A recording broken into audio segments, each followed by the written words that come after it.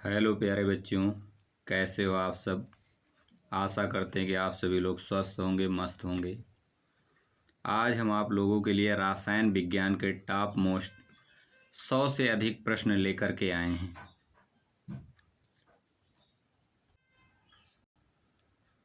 तो चलिए स्टार्ट करते हैं। स्टार्ट करने से पहले आप सब लोगों को एक शायरी। ये जिंदगी हंसी है, इसमें इससे प्यार करो। ये जिंदगी हंसी है, इससे प्यार करो। अभी है रात तो सुबह का इंतज़ार करो। वो पल भी आएगा जिसकी ख्वाहिश है आपको। रब पर रखो भरोसा, वक्त पर एतबार करो। तो चलिए स्टार्ट करते हैं। बेटा आपका पहला प्रश्न है, पदार्थ के परमाणुवाद के प्रणेता कौन थे।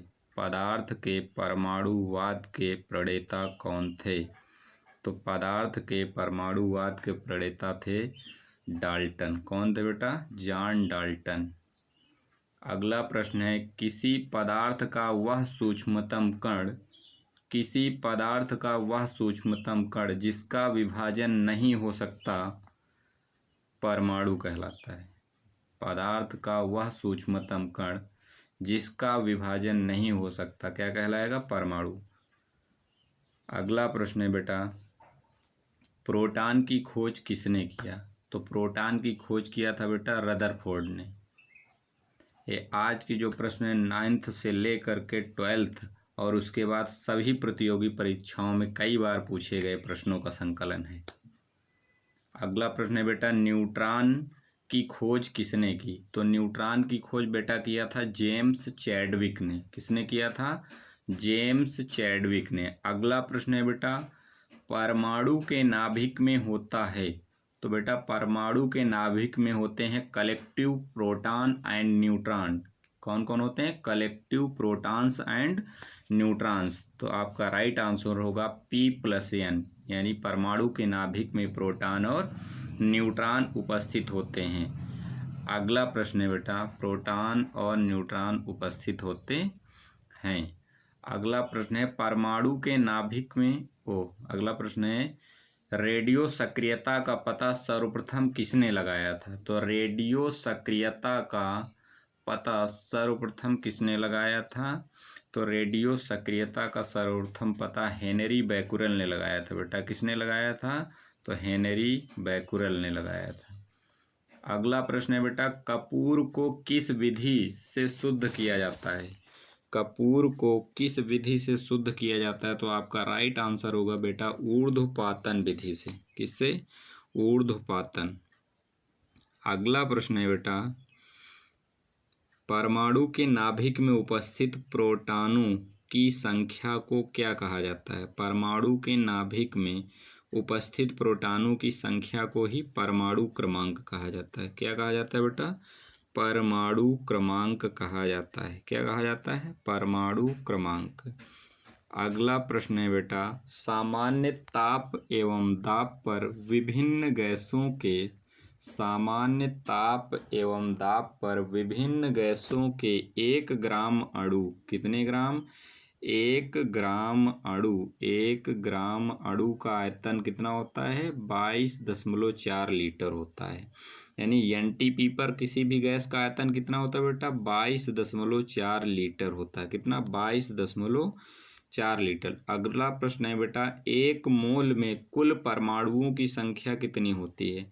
तो 1 मोल में कुल परमाणुओं की संख्या अवागाद्रो संख्या के बराबर होती है, यानी 6.023 × 10⁻23 इतने परमाणु 1 मोल में होते हैं। अगला प्रश्न है बेटा, रेडियम की खोज। अगला प्रश्न है, रेडियम की खोज किसने की। तो रेडियम की खोज बेटा किया था रॉबर्ट पियरे एवं मैडम क्यूरी ने। रेडियम की खोज किसने किया था बेटा? तो रॉबर्ट पियरे एवं मैडम क्यूरी। अगला प्रश्न है बेटा, सार्वत्रिक विलायक है। तो सार्वत्रिक विलायक आपका जल है, H2O। सार्वत्रिक विलायक बेटा कौन सा है? जल। अगला प्रश्न है बेटा, अगला प्रश्न है, रेडियम की खोज किसने किया? रॉबर्ट पियरे एवं मैडम क्यूरी। अगला प्रश्न है, अम्ल का जलीय विलयन नीले लिटमस पर अम्ल का जलीय विलयन नीले लिटमस पर क्या प्रतिक्रिया करता है? तो अम्ल का जलीय विलयन नीले लिटमस को क्या कर देता है बेटा? लाल कर देता है। क्या कर देता है? लाल कर देता है। अगला प्रश्न है रक्त का पीएच मान क्या होता है? तो बेटा रक्त का पीएच मान 7.4 होता है और दूध का पीएच मान बेटा 6.4 होता है, याद रखना। दूध का पीएच मान 6.4, रक्त का पीएच मान 7.4 और समुद्री जल का पीएच मान 8.4 होता है। कितना होता है? 8.4। अगला है बेटा शुद्ध जल का पीएच मान क्या होता है? तो शुद्ध जल का बेटा पीएच मान कितना होता है? 7 होता है। कितना होता है? 7। अगला प्रश्न है बेटा ड्यूटीरियम में क्या होता है? ड्यूटीरियम में क्या होता है? तो ड्यूटीरियम में एक न्यूट्रॉन एवं एक प्रोटॉन होता है। ड्यूटीरियम में बेटा क्या होता है? एक न्यूट्रॉन एवं एक प्रोटॉन।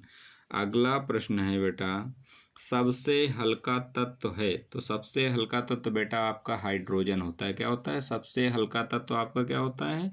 हाइड्रोजन। सबसे हल्का तत्व क्या है आपका? हाइड्रोजन। अगला प्रश्न है बेटा अगला प्रश्न है ऑक्सीकरण में क्या होता है? तो बेटा ऑक्सीकरण में इलेक्ट्रॉन मुक्त किए जाते हैं। जब कोई धातु इलेक्ट्रॉन का त्याग करती है या कोई तत्व इलेक्ट्रॉन का त्याग करता है तो उसका ऑक्सीकरण होता है, और यदि कोई तत्व इलेक्ट्रॉन ग्रहण करता है तो बेटा उसका अपचयन होता है। क्या होता है? अपचयन। यानी इलेक्ट्रॉन मुक्त करना ऑक्सीकरण, इलेक्ट्रॉन ग्रहण करना अपचयन। वायु क्या है? वायु बेटा एक मिश्रण है। अगला प्रश्न है वायु क्या है? तो बेटा आपका राइट आंसर होगा वायु एक मिश्रण है। क्या है? एक मिश्रण। अगला प्रश्न है आधुनिक आवर्त नियम का प्रतिपादन किसने किया? तो बेटा किया था मेंडलीफ ने। आधुनिक आवर्त का प्रतिपादन किसने किया? मेंडलीफ ने। अगला प्रश्न है बेटा सबसे अधिक विद्युत ऋणात्मक तत्व कौन है? फ्लोरीन। याद रखना सबसे अधिक विद्युत ऋणात्मक तत्व कौन सा है? तो आपका राइट आंसर होगा बेटा फ्लोरीन। लेकिन अगर पूछे सबसे अधिक इलेक्ट्रॉन बंधुता वाला तत्व कौन सा है? तो आपका राइट आंसर होगा क्लोरीन। सबसे अधिक इलेक्ट्रॉन बंधुता किसमें पाई जाती है? तो आपका राइट आंसर होगा बेटा क्लोरीन। अगला प्रश्न है आधुनिक आवर्त सारणी में तत्वों का वर्गीकरण का मुख्य आधार क्या है? आधुनिक की बात कर रहा है। आधुनिक आवर्त सारणी का मुख्य आधार परमाणु क्रमांक है, और मूल आवर्त सारणी का मुख्य आधार बेटा क्या है? तो मूल आवर्त सारणी का मुख्य आधार बेटा है परमाणु भार। क्या है? परमाणु भार। अगला प्रश्न है मेंडलीव के अनुसार तत्वों के गुण निम्न में से किसके आवर्ती फलन होते हैं? तो आधुनिक की बात करेगा तो परमाणु क्रमांक के आवर्ती फलन, और मूल की बात करेगा तो परमाणु भारों के आवर्ती फलन होते हैं। अगला प्रश्न है बेटा सबसे भारी तत्व है? क्या है? सबसे भारी तत्व आपका क्या है? यूरेनियम। सबसे भारी तत्व क्या है? यूरेनियम। और सबसे भारी तत्व आपका ऑस्मियम भी मिलता है बेटा, याद रखना। कहीं ऑस्मियम और यूरेनियम दो में एक ही होगा ऑप्शन में। अगला प्रश्न है बेटा हेमेटाइट किस धातु का अयस्क है? तो हेमेटाइट लोहे का अयस्क है। किसका अयस्क है बेटा? लोहे का। अगला प्रश्न है निम्न में से कौन एल्यूमिनियम की मिश्र धातु है? निम्न में से कौन एल्यूमिनियम की मिश्र धातु है? तो आपका राइट आंसर है मैग्नेलियम। राइट आंसर है आपका बेटा मैग्नेलियम। अगला प्रश्न है बेटा जर्मन सिल्वर किसका मिश्रण होता है? तो बेटा जर्मन सिल्वर मिश्रण होता है तांबा प्लस जिंक प्लस निकिल। तांबा जिंक प्लस निकिल। तांबा जिंक प्लस निकिल का मिश्रण होता है जर्मन सिल्वर। तांबा जिंक प्लस निकिल, इन तीन चीज़ों का मिश्रण होता है जर्मन सिल्वर। अगला प्रश्न है बेटा अगला प्रश्न है पीतल किसका मिश्रण है? तो पीतल जिंक और तांबा। तांबा और जिंक का मिश्रण होता है बेटा पीतल। अगला प्रश्न है एल्यूमिनियम का निम्न में से किस एप्स से निष्कर्षण किया जाता है? एल्यूमिनियम का निष्कर्षण बॉक्साइट, कोरंडम एवं फेल्सपार से किया जाता है। एल्यूमिनियम का निष्कर्षण किससे किया जाता है? बॉक्साइट, कोरंडम एवं फेल्सपार से। अगला प्रश्न है बेटा पिच ब्लेंड निम्न में से किस धातु का अयस्क है? तो पिच ब्लेंड यूरेनियम का अयस्क है। किसका अयस्क है बेटा? यूरेनियम का। जल में स्थायी कठोरता का प्रमुख कारण क्या है?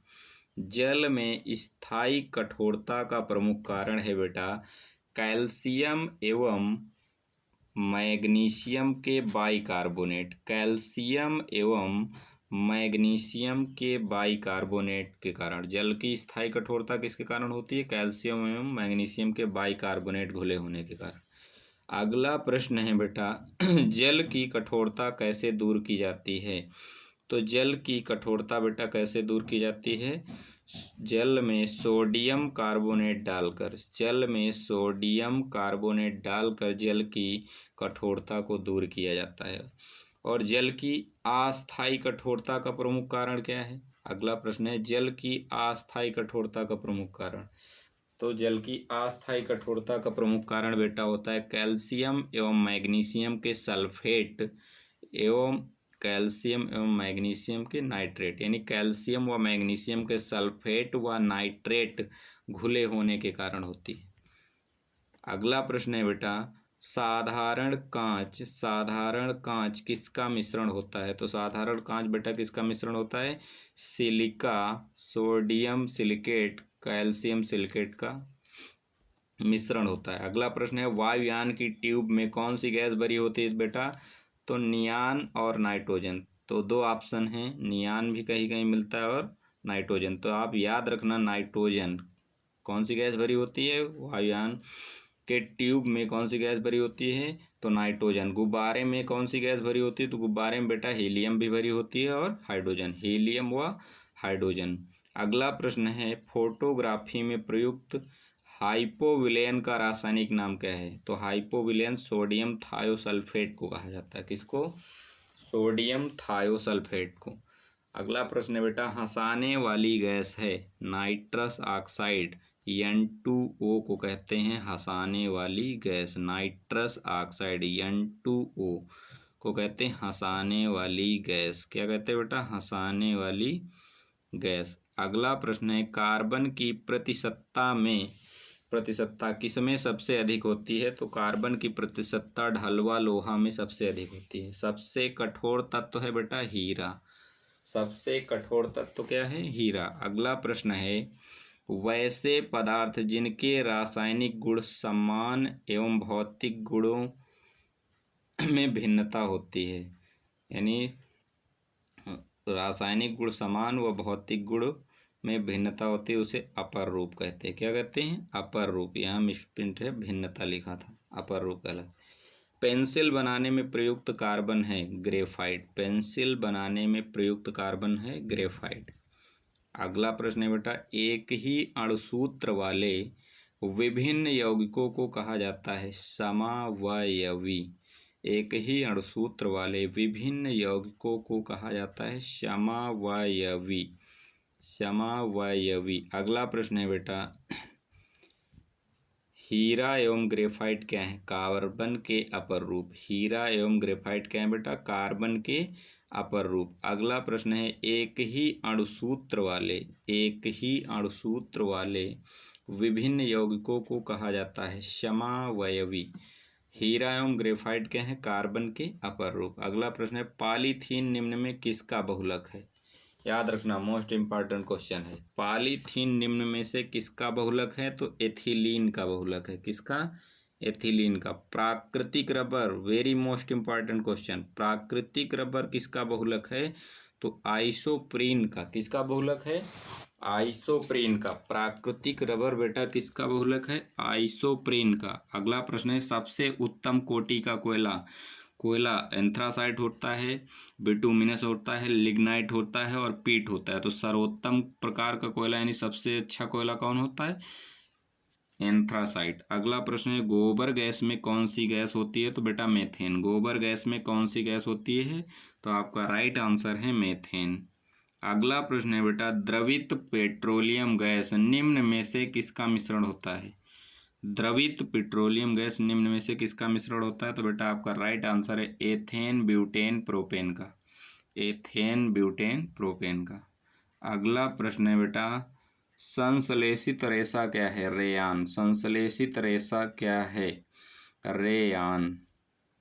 संश्लेषित रेशा क्या है? रेयान। अगला प्रश्न है आपका, किसी ईंधन के अपस्फोटरोधी गुण को दर्शाती है ऑक्टेन संख्या। अपस्फोटरोधी गुण को दर्शाता है ऑक्टेन नंबर। रॉकेट को चलाने में प्रयुक्त ईंधन क्या कहलाता है? प्रणोदक। रॉकेट को चलाने में प्रयुक्त ईंधन क्या कहलाता है? तो आपका राइट आंसर होगा बेटा प्रणोदक कहलाता है। अगला प्रश्न है, सीएनजी में सर्वाधिक मात्रा में उपस्थित कार्बन का यौगिक कौन सा है? सीएनजी में सर्वाधिक मात्रा में उपस्थित कार्बन का यौगिक है मेथेन। अगला प्रश्न है बेटा, एस्पिरिन का रासायनिक नाम क्या है? एस्पिरिन का रासायनिक नाम होता है एसिटिल सैलिसिलिक अम्ल। एसिटिल सैलिसिलिक अम्ल। अगला प्रश्न है, मोटर वाहनों के धुएं से निकलने वाली सर्वाधिक विषैली गैस। तो वाहनों से जो धुआं निकलता है उसे कहते हैं कार्बन मोनोऑक्साइड। ये सर्वाधिक विषैली होती है। अगला प्रश्न है बेटा, जल का जमकर बर्फ में बनना। जल का बर्फ बनना भौतिक परिवर्तन कहलाता है। क्या कहलाता है? भौतिक परिवर्तन। मोमबत्ती का जलना मोमबत्ती का जलना रासायनिक परिवर्तन, लेकिन कहते हैं मोम का पिघलना भौतिक परिवर्तन। फलों का सड़ना रासायनिक परिवर्तन। कागज का गलना रासायनिक परिवर्तन, लेकिन कहते हैं कागज के टुकड़े करना भौतिक परिवर्तन। कागज का गलना रासायनिक परिवर्तन। गलना, जलना, सड़ना ये शब्द आते हैं तो रासायनिक परिवर्तन। अगला प्रश्न है बेटा, मोटर वाहनों के धुएं से निकलने वाली सर्वाधिक विषैली गैस कार्बन मोनोऑक्साइड। जल का बर्फ बनना भौतिक परिवर्तन। दूध से दही बनना कौन सा परिवर्तन? रासायनिक परिवर्तन। किसी अभिक्रिया के वेग को सर्वाधिक प्रभावित करता है तापमान। अगला प्रश्न है, लोहे धातु पर जिंक की परत चढ़ाने की क्रिया को गैल्वेनीकरण कहते हैं। क्या कहते हैं? गैल्वेनीकरण यानी यसद लेपन। अगला प्रश्न है, हाइड्रोजन बम का किस सिद्धांत पर कार्य करता है? हाइड्रोजन बम किस सिद्धांत पर कार्य करता है? तो नाभिकीय संलयन पर।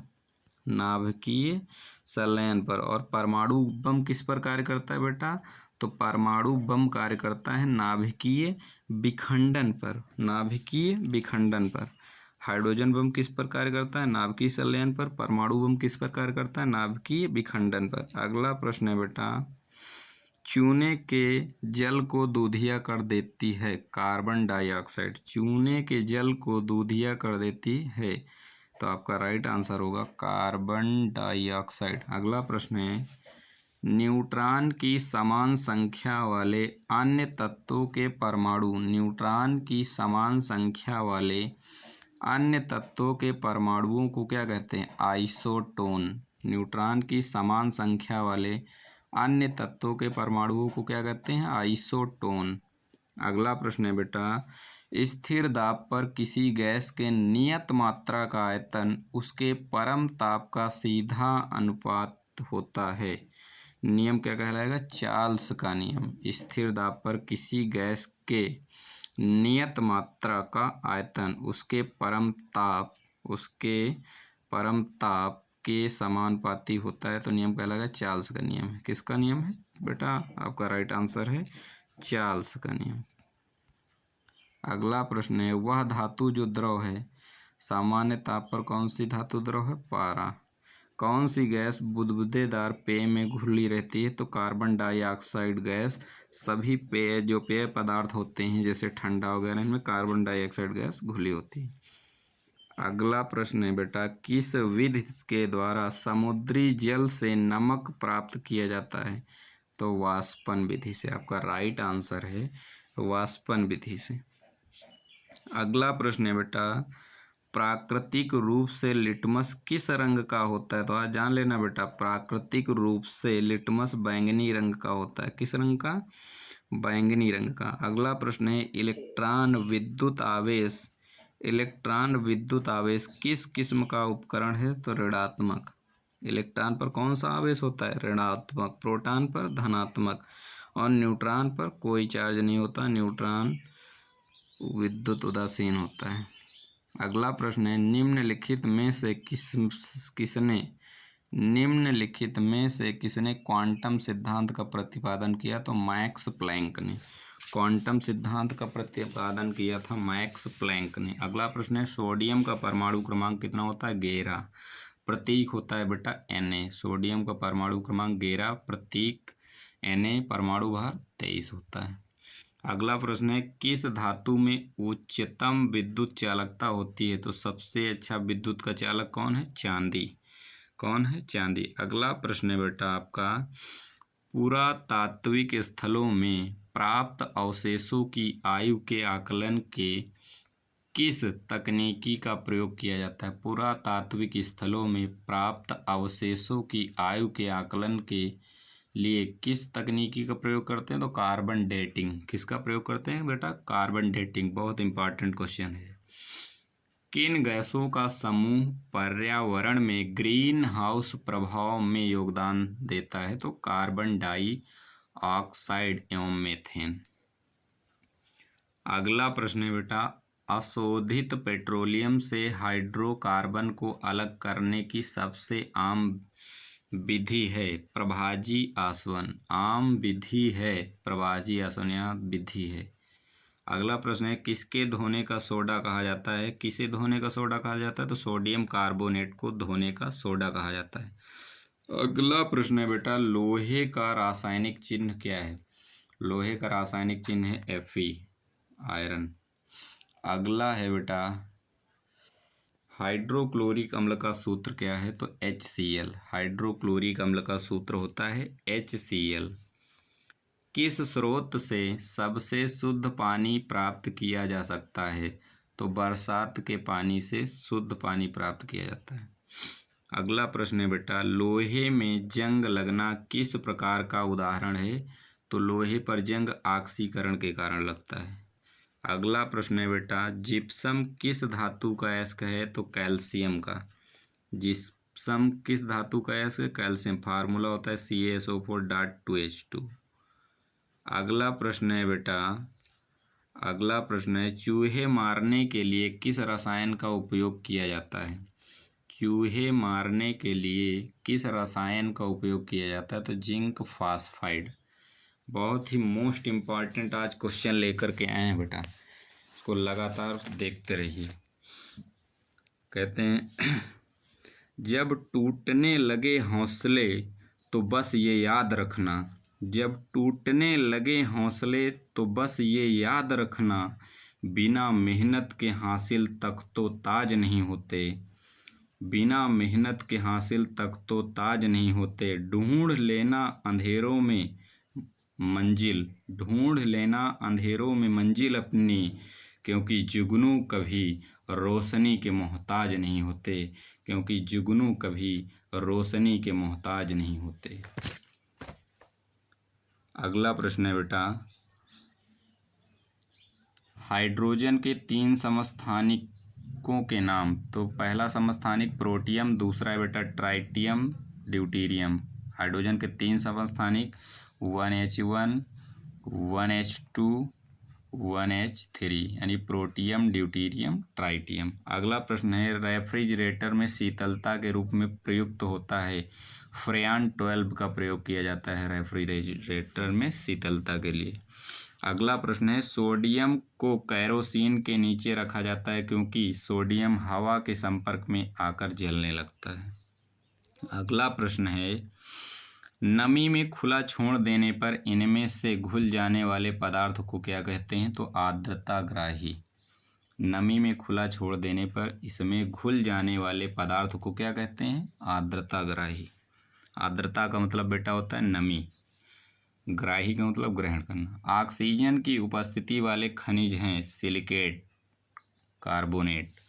जिनमें ऑक्सीजन उपस्थित होता है उन खनिजों को या तो सिलिकेट के रूप में होंगे या फिर कार्बोनेट के रूप में पाए जाएंगे। अगला प्रश्न है बेटा, कार्बनीकरण के उच्च स्तर के कारण कोयले के किसी किस्म को उच्च कोटि का कोयला माना जाता है? अभी बताया था इसके पहले, सबसे उच्च कोटि का कोयला एंथ्रासाइट। यानी जिसमें कार्बन की प्रतिशत मात्रा ज़्यादा होती है। अगला प्रश्न है, विद्युत के द्वारा लगी हुई आग को रोकने हेतु किसका प्रयोग किया जाता है? तो पायरीन का, यहाँ ना है, पायरीन का। किसका प्रयोग? पायरीन, कार्बन टेट्राक्लोराइड को कहते हैं, CCl4। अगला प्रश्न है बेटा, नींबू और खट्टे फलों में कौन सा अम्ल होता है? तो नींबू और खट्टे फलों में साइट्रिक अम्ल होता है बेटा। कौन सा अम्ल होता है? तो साइट्रिक अम्ल। किसी परमाणु की द्रव्यमान संख्या बराबर होती है प्रोटॉनों एवं इलेक्ट्रॉनों की संख्या की।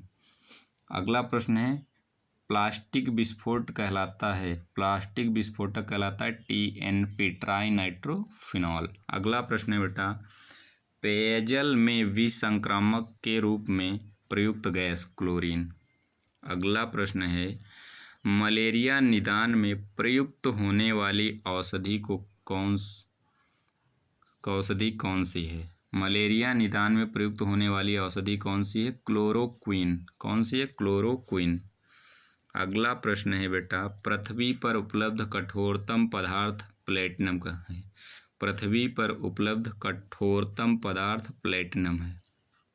अगला प्रश्न है बेटा, विश्व स्तर पर अधिकांश व्यावसायिक नाभिकीय संयंत्रों का शीतलन किया जा रहा है हीलियम द्वारा। विश्व स्तर पर अधिकांश व्यावसायिक नाभिकीय संयंत्रों का शीतलन किया जा रहा है हीलियम द्वारा। अगला प्रश्न है बेटा, किस रेशे का कृत्रिम रूप में उपयोग किया जाता है? तो रेयान का। कृत्रिम रूप का मतलब होता है मानव द्वारा निर्मित। वनस्पति जनित वस्तु के कार्बनीकरण से होता है कोयला, से प्राप्त होता है कोयला। वनस्पति जनित वस्तु के कार्बनीकरण से प्राप्त होता है कोयला। अगला प्रश्न है बेटा, एल्यूमिनियम का प्रसिद्ध खनिज बॉक्साइट। एल्यूमिनियम किसका खनिज है? बॉक्साइट का। सभी जैविक मिश्रण का आवश्यक संगठन क्या कहलाता है? कार्बन। सभी जैविक मिश्रण का आवश्यक संगठक है कार्बन।